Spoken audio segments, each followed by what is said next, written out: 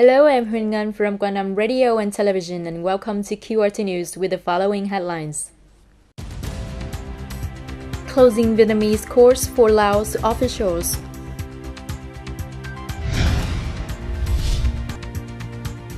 Head of the Central Economic Board visits government policy beneficiary objects in Quang Nam.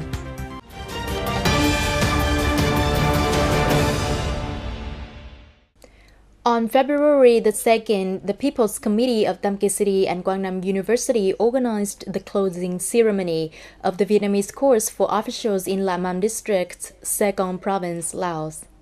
The Vietnamese class consists of 5 students taught by the Foreign Language and Informatics Center of Quang Nam University. Accordingly, the training time is from February 2017 to February 2018. The training content includes 4 skills: listening, speaking, reading, and writing, with 2,400 lessons. Apart from studying in the classroom, students also had a chance to visit the historic sites of Quang Nam, learn about the cultural life of Vietnamese in general and Quang Nam people in particular. Therefore, they have fully perceived the basic knowledge of Vietnamese language. This is the 3rd Vietnamese training course organized by Tam Kỳ City for officials from La Mam District, Saigon Province, Laos. 2 previous classes were held in 2015 and 2016 with a total of 10 participants. On January the 31st, in the prideful atmosphere of the 50th anniversary of the offensive and uprising in the spring of 1968, Mr. Nguyễn Văn Bình, member of Politburo, secretary of the party Central Committee, head of Central Economic Board, together with other delegates, attended the ceremony of offering incense and planting memorial trees at the heroic Vietnamese Mother Monument in Tam Kỳ City, Quang Nam Province. Mr. Nguyễn Văn Bình and the delegation also visited and gave New Year presents to heroic Vietnamese mother Nguyễn Thị Đáng, 95 years old, Ngô Thị Lương, 84 years old, and Mr. Trần Văn Tuyền, 96 years old, pre-revolutionary cadre of Quang Nam Province. On behalf of the party and state leaders, Mr. Nguyễn Văn Bình visited and expressed the gratitude and deep gratefulness to the heroic Vietnamese mothers, pre-revolutionary comrades, and families with great merits to the revolution. He suggested in the coming time Quang Nam should continue to do better the gratitude work towards people with merits in the province.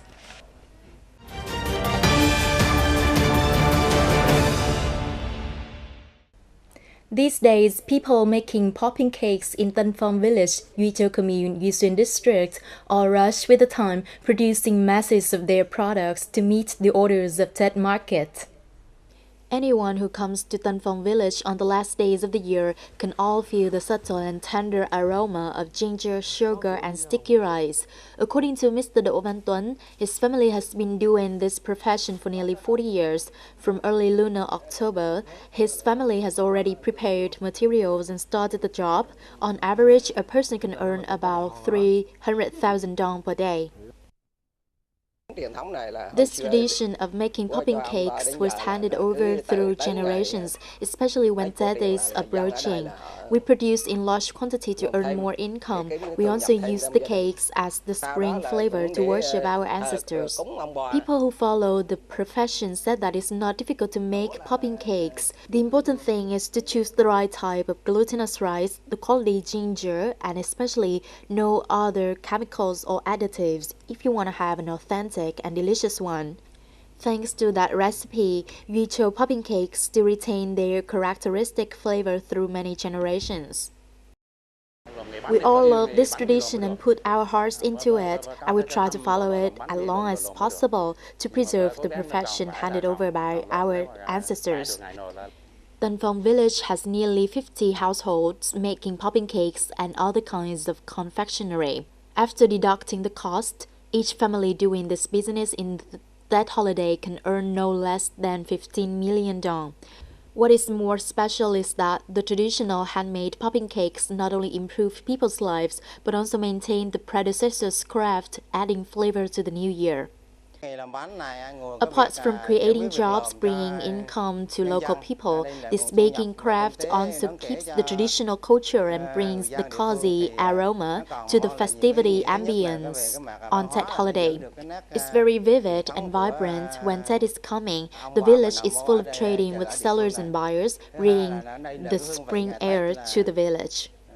Although the production is only busy during the ending days of the year, many families have contributed a little more to keep the tradition of making popping cakes and above all to preserve the culinary culture of Quang province during the Lunar New Year.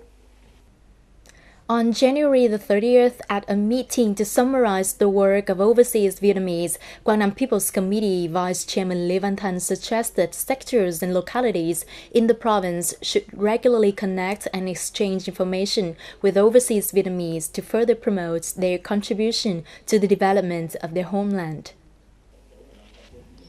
In 2017, more than 700 overseas Vietnamese who come back to Vietnam came to work and reside temporarily in Quang Nam. At present, there are 6 enterprises of overseas Vietnamese doing business in the province. Overseas Vietnamese organizations and individuals have supported the total value of nearly 1.3 billion Vietnam dong for poor people and households who are affected by natural disasters in the province.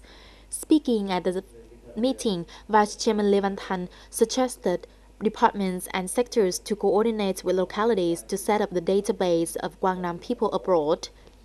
It is necessary to regularly maintain connections and exchange information in order to further promote the contributions of overseas Vietnamese to their homeland. Meetings paying tribute to their positive achievements also need to be organized. Let's continue by an agricultural news. For farmers, the fields play a very important role in their daily lives, but farmers in Quang Nam often suffer from many difficulties due to natural disasters such as drought or floods. However, they found their way of growing vegetables to cope with the harsh weather by hydroponic farming without soil, chemical fertilizers or pesticides, which is towards the trend of green agriculture. At Ngân Câu block in Điện Bàn district, there's a young girl who chose a hydroponic farm to start her business. Graduated from a tourism university, but this little girl has chosen to start her business by agriculture. Bùi Thị Thanh Sương was born in a pure farming family, so she is well aware of how the work is done. This 20-year-old girl really wants to help their parents sell more vegetables. Accidentally attending the workshop on clean vegetable production by hydroponic method, Sương has discussed with her family to make a trial of growing organic vegetables applying this kind of technology. Actually, hydroponic vegetables in Vietnam have been planted in many places like Đà Lạt. My family grows a lot of vegetables, but still with the old method. I once participated in a seminar on clean vegetable farming and then met a supportive partner, so I confidently implemented this clean vegetable project. The advantage of growing hydroponic vegetables is that while we can use the soil underneath to grow Centella or Peperomia pellucida. This method of cultivation can save farming time, accounts for a smaller area without using manure or chemical fertilizer. Watering machines provide automatic rotational irrigation with a nutrition solution. Grown by hydroponic method, the plants will absorb nutrition from the substrates instead of the soil.